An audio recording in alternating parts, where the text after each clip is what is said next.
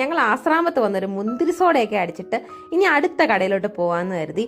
എന്തായാലും ഈ ഭാഗത്തോട്ട് വരുമ്പോൾ നിങ്ങളിത് കുടിക്കണം കേട്ടോ. നല്ല റിഫ്രഷിംഗ് ആണ്. നട്ട വെയിലത്ത് ഇത് പറഞ്ഞോട്ട് അകത്ത് ചെന്നാൽ എൻ്റെ പൊന്ന് സാറേ പൊള്ളിയാണ് കേട്ടോ.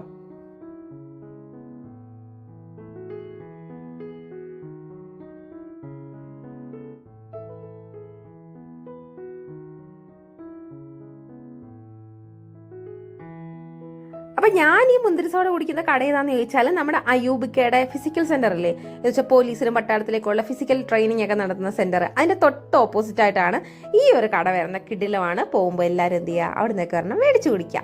പിന്നെ അതൊക്കെ കുടിച്ച് ക്ഷീണം മാറ്റി ഞങ്ങൾ കൊല്ലത്തുള്ള നെക്സ്റ്റ് ട്രെൻഡ്സിലാണ് കയറിയത്.